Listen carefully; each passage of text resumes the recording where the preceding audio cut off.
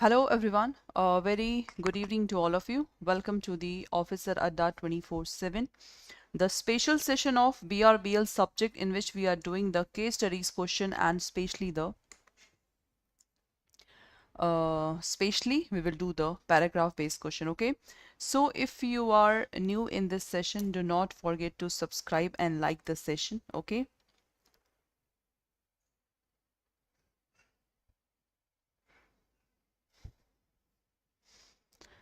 Okay, now let's start with the session. Okay, this is also a paragraph based question. So if you are new, I'm just telling you again and again that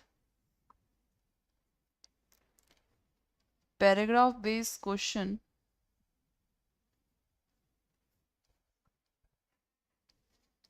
okay, then case studies question, then section based question, then your without option questions, okay, without options, and then one liner question. So these are the types of question that is asked in your exams. Okay, now an agreement without free consent, an agreement without free consent can be enforced only at the option of party whose consent was not free. What is this? See, suppose X and Y is there, they are doing contract. X have given free consent. So suppose X is doing fraud with Y. Y didn't know that the car brake is not in a good condition, but X with the fraud sell the car with the price of 50,000 rupees. Okay. Now when Y, because this contract is already done, but now Y have only the option to just breach the contract. Only Y have an option to just breach the contract. Why? Because X have done the fraud, X have done the, because that contract is not done in a free consent. The contract is not done in a free consent because there is a fraud. So that's why Y have an option to just breach the contract. Is that okay? So this is your this paragraph, where one of the party to the contract was in a position to dominate the decision of other party. So in this case, X is dominating the decision to the Y. The contract is enforceable only at the option of party who was in a position to dominate the decision of other. In the case of fraud, so now class, the fraud example is there. It is a case of fraud where party to the contract knows and believe a fact to be true but conceal it actively from the other party with a view to inducing the other person to enter into contract. So guys, the example that I have given you, fraud, this is your example. So in this example the fraud is there, so that's why the contract is going on. Is that okay? So always remember, free consent that is given in section 10 of the Indian Contract Act. Is that okay? Section 10 of the Indian Contract Act. Mere silence as to the fact likely to affect the decision of person to enter into the contract is not a fraud. Mere silence means, suppose the contract is going on, X say nothing about the car and Y also say nothing. Y also didn't ask anything about the car. Suppose if it is a duty of X to tell everything, and if he didn't do that, X is liable. But suppose if it is not a duty of X, then X will be not liable. So duty should be the legal one. Duty should be, class, the legal one. So mere silence as to the fact likely to affect the decision of person enter into contract is not a fraud. When the concern to the agreement is caused by coercion, undue influence, fraud, misrepresentation, agreement is a contract Voidable at the option of party whose consent was so caused. This is important one. So first of all, we have to understand the each term. Okay, we have to understand, guys, the each term.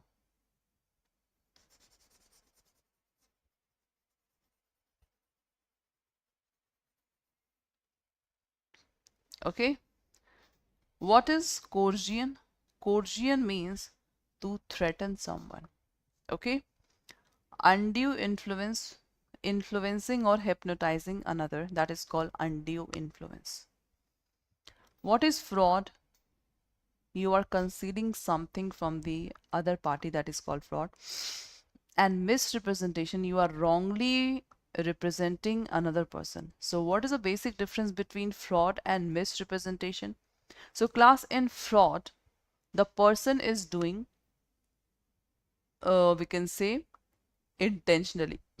In fraud, the person is doing the act intentionally. But in misrepresentation, it is innocently. That is a basic difference. In misrepresentation, the person is innocently. Okay. And in fraud, intentionally. So in both the cases, class, in both the cases, in coercion, in undue influence, in fraud, in misrepresentation, class, always remember the contract will be what? The contract will be voidable. So what is voidable? In which one party have a right to breach the contract. That is called voidable. One party have a right to breach the contract. This is called voidable. Is that okay? So this is a important one. This is called voidable. Is that okay? Knowingly making a false statement to a person with the intention to deceive him into entering into the contract constitute the fraud. Exactly. Making false statement while believing it to be true constitute the misrepresentation. A very simple definition. So I think this paragraph is clear to all of you. Any contract, if it is done with a coercion, undue influence, fraud, misrepresentation, the contract will be voidable. So what is voidable contract? Voidable contract in which one party have option to breach the contract. One party have an option to breach the contract. This is called voidable contract. In a valid contract, the essential points of contract is given. Okay, that's it.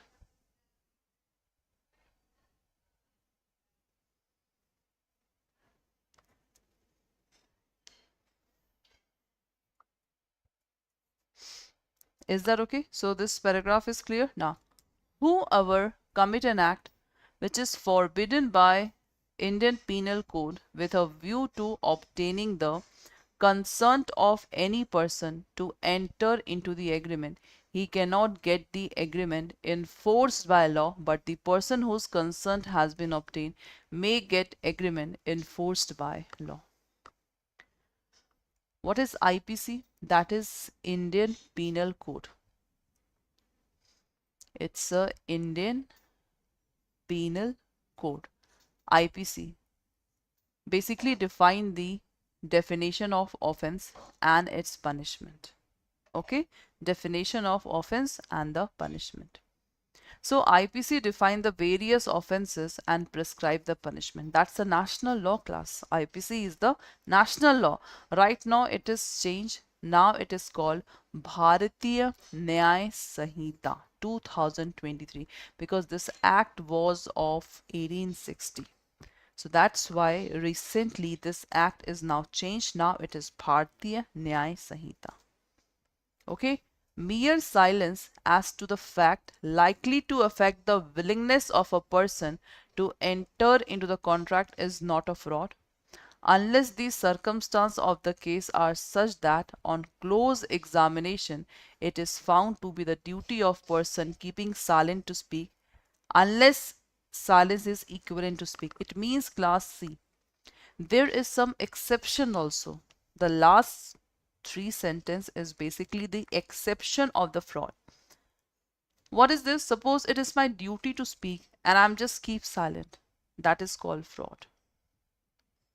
Okay, so this is important point. Done, class? Now, the act of using threat to force another person, that is called coercion. So this is the definition of coercion. In order to prove coercion, the existence of use of threat in any form and manner is necessary. If coercion is proved, the person who have been threatened can be refused to abide the contract. That's it. So class, any doubt?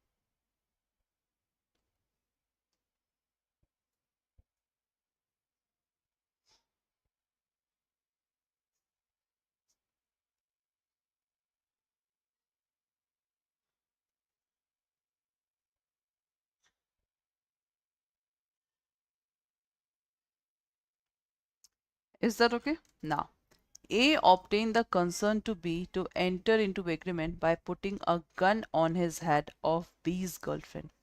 So B can enforce the agreement, B cannot enforce the agreement, B can enforce the agreement, and neither A and B can enforce the agreement. So what is the right answer for this question?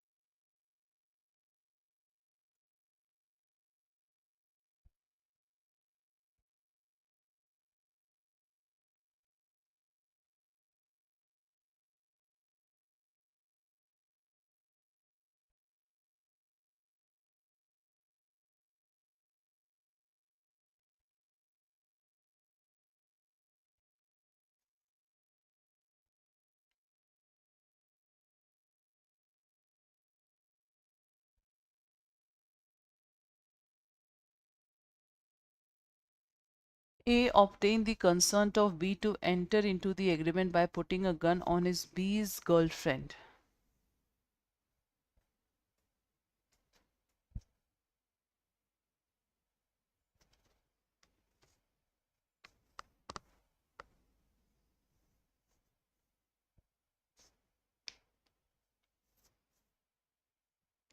In this case, class, B can enforce the agreement.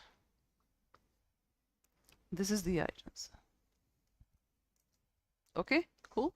Next. The doctor asked the patient to make a payment of rupees 10 lakh for treatment of his fever. The patient paid the amount of 5 lakh and promised to pay the remaining amount after the treatment. After treatment, the patient recovered from fever. The doctor demanded the remaining amount from the patient. The patient refused to pay. The contract is enforceable against the doctor. The contract is enforceable against the patient. The contract is not enforceable, and the contract is enforceable against the patient. What is the right answer?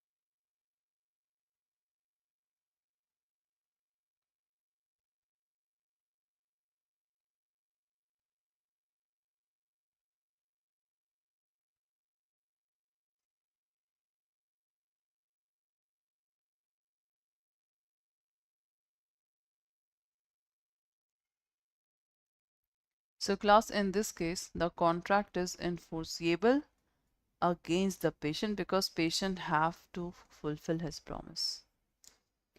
A sell to B a horse A knows to be unsound. It means A know that it is unsound, but A say nothing to B about unsoundness of the mind. And A's daughter is minor. B can take the plea of fraud because she is minor. There cannot be contract between father-daughter. A cannot committed fraud. A has committed the fraud. What is the right answer? That is good question.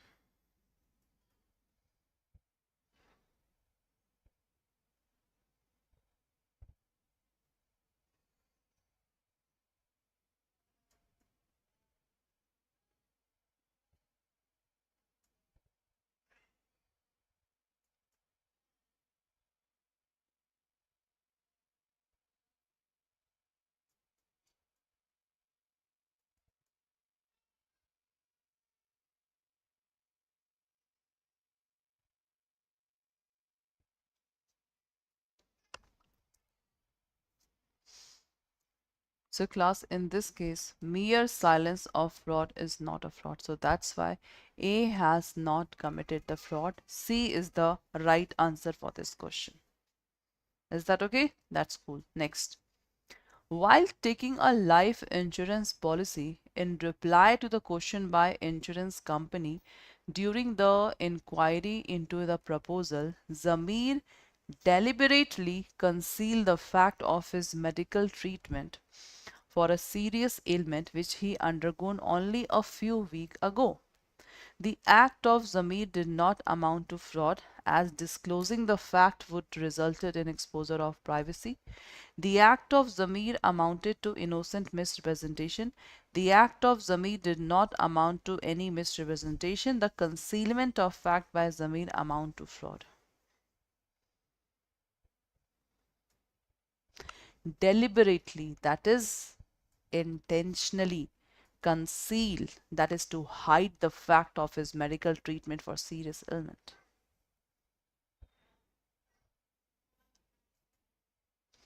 So guys, this D is the right answer for this question. X threatened to gun down Y if Y does not sell the property of 20 lakh for only 1 lakh. As a consequence, Y agreed to sell the demand by this. What is the correct derivation?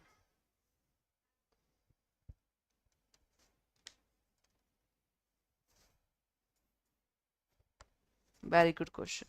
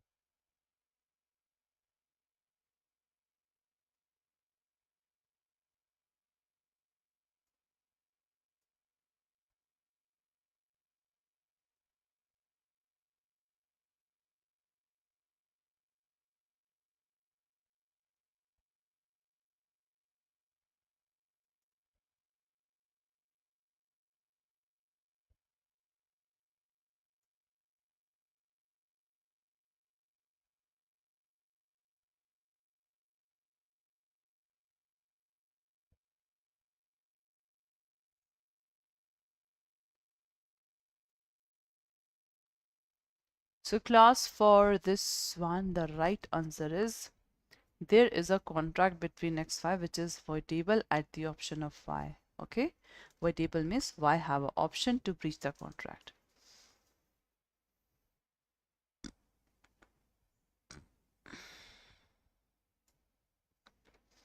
The directors of a company issued a prospectus. Prospectus is just like a brochure stating that they had the authority to run tramway with the steam The director honestly believed that the Board of State would grant sanction of the company for same. The Board of Trade later refused to grant the sanction of the company.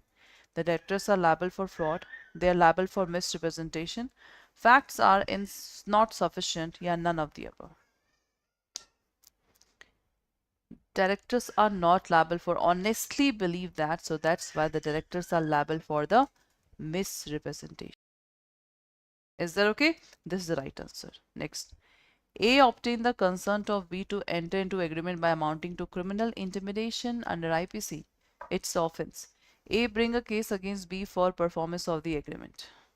What is this?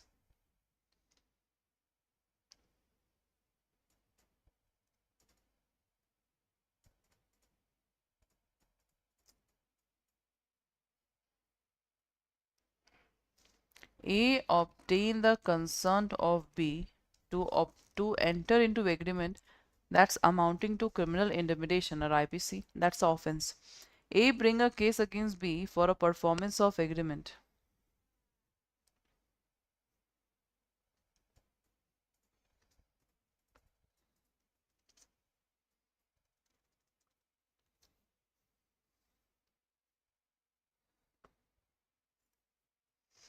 B will succeed in the case. B will not succeed in the case.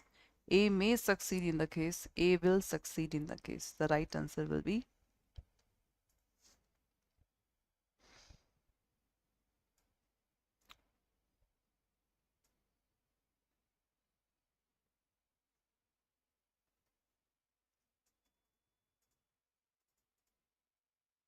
A will not succeed, class. Not succeed. This is the right answer because criminal intimidation is the offense that cannot be executed. Okay. X sell by auction to Y a horse which X knows to be unsound state of mind. X say nothing to Y about the horse unsoundness. Give the correct statement. X can be held liable for fraud, held liable for misrepresentation. X cannot be held liable because he did not say anything positive about the mental statement. X cannot be held liable because it is a buyer who must aware of the thing.